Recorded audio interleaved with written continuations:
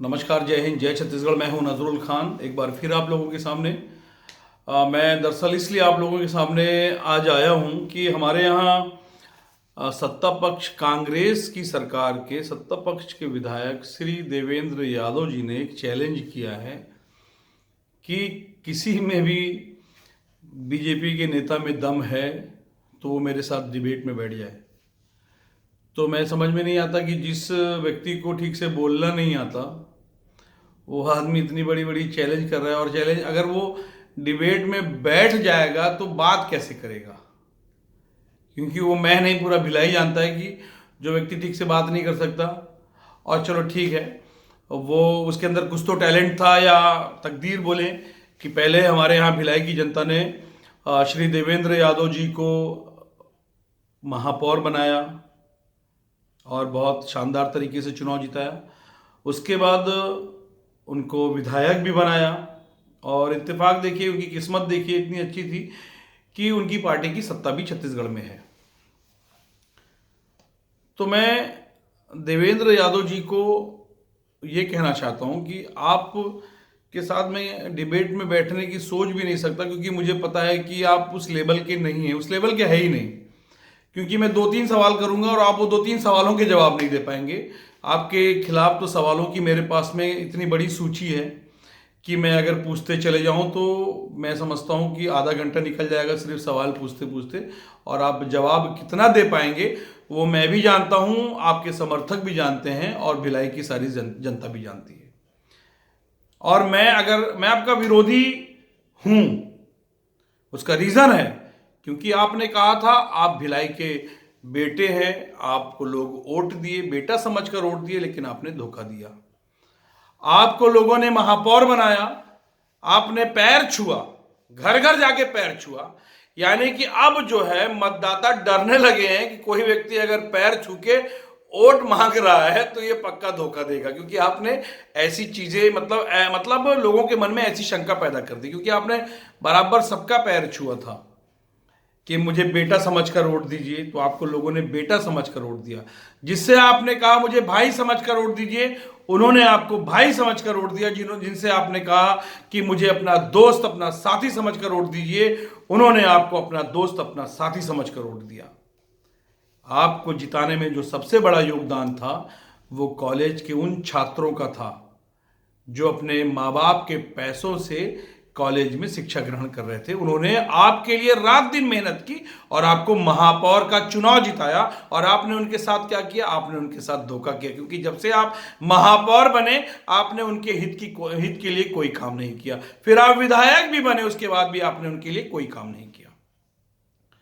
आपने पूरी भिलाई का जो पैसा था, वार्ड जो सेक्टर 5 का वार्ड है जहां पर आपने शहीद स्मारक बनाया हुआ है, ठीक है, तो उस शहीद स्मारक को भिलाई स्टील प्लांट के फंड से भी बनाया जा सकता था, लेकिन आपने नगर निगम के फंड से आपने 20 करोड़ रुपए उसमें खर्च कर डाले। 20 करोड़ रुपए में कम से कम 20 वार्डों का विकास हो सकता था, लेकिन आपकी मंशा थी ही नहीं, आपने किया ही नहीं। ऐसे कई सारी चीजें हैं। मैं सिर्फ आपका घोषणा पत्र भी आपके सामने, अभी मैं जो आपका घोषणा पत्र है वो आम जनता तक पहुंचा रहा हूं, और मैं आम जनता से हाथ जोड़कर विनती करता हूं। मैं देवेंद्र यादव को मेरे कहने से आप ना उनके समर्थकों को वोट देंगे, ना मेरे कहने से उनका आप बहिष्कार करेंगे, लेकिन मैं आपको आईना जरूर दिखाऊंगा, क्योंकि कोई भी व्यक्ति विधानसभा चुनाव आएगा तो जिस जिस व्यक्ति ने जो जो वादा किया है उसके लिए भी मैं आईना दिखाऊंगा आपको, क्योंकि मैं कहीं ना कहीं आपके बीच का हूं। मैं राजनीतिक व्यक्ति कम हूं, मैं एक सामाजिक व्यक्ति हूं, और उस हिसाब से मेरी जिम्मेदारी बनती है कि मैं अपने आसपास के लोगों को, अपने समाज के लोगों को, अपने शहर के लोगों को अवेयर करूं, जागरूक करूं, लोगों को बताऊं कि जिसने आपको पिछली बार धोखा दिया था उसके बाद भी अगर आप उससे इस बार भी धोखा खा गए तो मतलब कहीं ना कहीं या तो आप मूर्ख हैं, और या तो फिर आप जानबूझकर चाहते ही नहीं है कि आपके शहर का, आपके क्षेत्र का विकास हो। देवेंद्र यादव जी, मैं आपका चैलेंज एक्सेप्ट करता हूं, लेकिन मेरा निवेदन है कि अगर हो सके तो माननीय मुख्यमंत्री महोदय श्री भूपेश बघेल जी के पास, भूपेश बघेल जी से भी आप निवेदन करिए कि वो भी बैठें। हालांकि मैं एक अदना सा छोटा सा व्यक्ति हूं, लेकिन हूं तो वोटर ना। तो भूपेश बघेल जी भी कल तक अदना से ही थे। जब उनको जनता ने मुख्यमंत्री की कुर्सी पर बिठा दिया तब वो आज मुख्यमंत्री हो गए हैं, नहीं तो उसके पहले भी वो भी जद्दोजहद कर रहे थे, 15 साल से जूझ रहे थे सत्ता में आने के लिए। तो आज जो उनकी पोजीशन कल थी उसी पोजीशन में मैं भी हूं, ठीक है। और वो कहा जाए कि एक राष्ट्रीय पार्टी के प्रदेश के अध्यक्ष रहे हैं, तो आप समझ जाइए कि अब कांग्रेस राष्ट्रीय पार्टी बची कहां है, वो रही कहां है, ठीक है। आपकी पार्टी जो है उत्तर प्रदेश चुनाव में कहती है कि महिलाओं को 40% आरक्षण देंगे और छत्तीसगढ़ में भेदभाव करती है। आपकी पार्टी कहती है कि यूपी के चुनाव में हम लैपटॉप देंगे, चुनाव जीतेंगे तो बच्चियों को स्कूटी देंगे। आपने छत्तीसगढ़ में बच्चों को साइकिल तक नहीं बांटी, क्योंकि छत्तीसगढ़ की जनता ने आपको चुनाव जिता दिया है। तो इसका मतलब तो यही होता है कि अगर आपको हम चुनाव जब तक नहीं जिताएंगे तो आपके बड़े बड़े वादे, बड़े बड़े दावे चलेंगे, और जब हम आपको इलेक्शन जिता देंगे तो आप उस तरीके से करेंगे जैसे आप छत्तीसगढ़ की जनता के साथ किए हैं। क्योंकि आपने जितना वादा किया है, एक छोटा सा वादा उसको याद दिला दूं कि आपने कहा था बेरोजगारी भत्ता 2500 रुपए देंगे। मैं समझता हूं 3 साल हो गए, अभी तक आपने किसी को 1 रुपए भी बेरोजगारी भत्ता नहीं दिया है। तो मुख्यमंत्री महोदय, मैं चाहता हूं कि आप अपने इस लाडले विधायक के साथ जरूर आएं, और नहीं अगर आप आ सकते हैं तो किसी ऐसे व्यक्ति को इनके साथ भेजिए जो सवालों का जवाब दे सके। क्योंकि मैं फिर कह रहा हूं कि ये जवाब नहीं दे पाएंगे, और इनसे मैं इनका घोषणा पत्र दिखा के सवाल करूंगा। मैं इनसे कोई ऐसी बात नहीं करूंगा कि जो टॉपिक से हटकर हो। मैं नगर निगम के मुद्दे पे बात करूंगा, मैं क्षेत्र के विकास पे बात करूंगा, मैं नाली पे बात करूंगा, सड़क पे बात करूंगा, बिजली पे बात करूंगा, गुंडागर्दी पे बात करूंगा, और उस पर जवाब चाहूंगा। तो ये सिर्फ मीडिया के सामने ये बोल देना कि मैं चैलेंज करता हूं कि किसी बीजेपी के नेता में दम है तो वो आए और मुझसे डिबेट कर ले, तो ये बचकानी हरकतें हैं, ये आपको शोभा नहीं देती। मैं बोला आपको कि आप बात नहीं कर सकते, ठीक है, आप क्या बात करोगे। और मैं आम लोगों से भी अपील करना चाहता हूं, याद रखिएगा इलेक्शन है, वोट अवश्य दे। वोट किसको देंगे वो आपकी अपनी मर्जी है, वो आपका अपना अधिकार है। मेरे कहने से आप किसी को वोट नहीं देंगे, लेकिन मैं आपको सिर्फ इतना बताऊंगा कि 2 चीजों का प्रमुखता से ध्यान रखें। वो कोई भी व्यक्ति जो आपके पास वोट मांगने के लिए आ रहा है, आप उससे जरूर पूछें कि जब कोरोना काल में स्कूलों में मेरे बच्चों से फीस वसूली किया जा रहा था तब तुम और तुम्हारा नेता कहां था। जब अस्पतालों में मेरे परिजन लूटे जा रहे थे, अस्पतालों में उनसे मनमाने तरीके से बिल वसूला जा रहा था, तब तुम और तुम्हारे नेता कहां थे। उनसे यह जरूर पूछना कि जितनी परेशानियां वार्ड में होती थी, वार्ड के लोग जब गंदगी को लेके, सड़क को लेके जब परेशान दिखते थे। आज तो एक चीज समझिए कि मतलब मैं समझ नहीं पाता हूं कि मतलब ये जो नेता है, ये जो भिखमंगे किस्म के नेता हैं, जो अपनी औकात बता रहे हैं, आज हाथ जोड़ रहे हैं, पैर पड़ रहे हैं, पैर छू रहे हैं, मतलब इनकी नीचता की कोई सीमा नहीं है। अपने माँ बाप का कभी पैर नहीं छूते होंगे, लेकिन आज वोटर जो है इनके लिए भगवान बना हुआ है। याद रखना, ये आपको आपका पैर छुएंगे, आपको भाभी, आपको माँ, आपको बहन, आपको बाबूजी, आपको भैया सब बोलेंगे, और आपको एक बार बोलेंगे और 5 साल तक ये आपको बुलवाएंगे। आज एक बार ये आपका पैर छुएंगे और 5 साल तक ये आपसे अपना पैर छुआएंगे।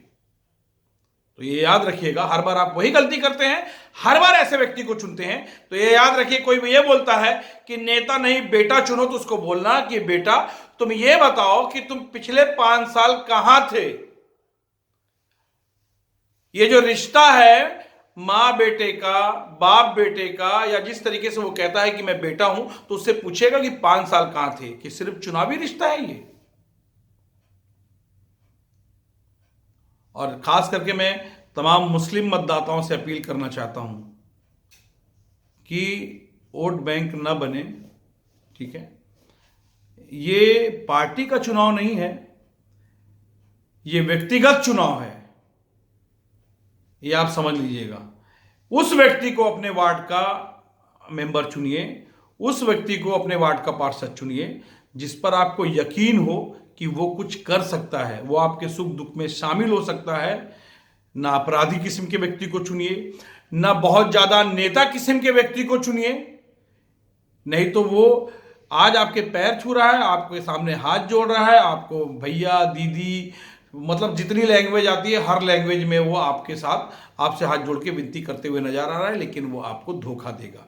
तो इसलिए अपने विवेक से, और देवेंद्र जी मैं आपका चैलेंज एक्सेप्ट करता हूं, अगर आप में दम है तो मैं आपके साथ बैठने के लिए तैयार हूं, बहस करने के लिए तैयार हूं, लेकिन उसमें एक शर्त यह होनी चाहिए कि अगर आप बहस में मेरी बातों का जवाब नहीं दे पाए तो क्या आप अपना विधायक पद छोड़ देंगे? और अगर आपने मेरी जो सवाल है उसमें मुझे झूठा साबित कर दिया तो मैं आजीवन देवेंद्र यादव जी पर्सनली तौर पे आपका प्रचार आजीवन करता रहूंगा। आप पार्षद चुनाव लड़ोगे तो भी प्रचार करूंगा, विधायक लड़ोगे तो भी प्रचार करूंगा, एमपी का इलेक्शन लड़ोगे एमपी का इलेक्शन लड़ोगे तो भी मैं आपका प्रचार करूंगा। लेकिन अगर आप नहीं दे पाए जवाब तो क्या आप ये विधायक का पद छोड़ देंगे, इस्तीफा दे देंगे? थोड़ा सोच समझ के आप इसको सोचिए और मुझे बुलवाइए, क्योंकि मैं अगर आपके साथ डिबेट में बैठूंगा तो कैमरे के सामने सबसे पहले यही सवाल रखूंगा कि जो इस डिबेट में हारेगा उसको एक कीमत चुकानी पड़ेगी। देवेंद्र जी अगर इस डिबेट में हारते हैं, गलत साबित होते हैं, तो उनको जो है विधायक का पद छोड़ना पड़ेगा और पूरे भिलाई की जनता से माफी मांगनी पड़ेगी कि मुझे माफ कर दीजिए, मैं आपके लिए कुछ नहीं कर पाया सिर्फ सेक्टर 5 को चमकाने के अलावा। और नहीं तो मैं आजीवन देवेंद्र यादव के नाम का झंडा लेकर जीवन भर ये जितने भी इलेक्शन लड़ेंगे इस इलेक्शन में इनकी पार्टी का प्रचार प्रसार एक ईमानदार कार्यकर्ता के तौर पे करते रहूंगा। जय हिंद, जय छत्तीसगढ़।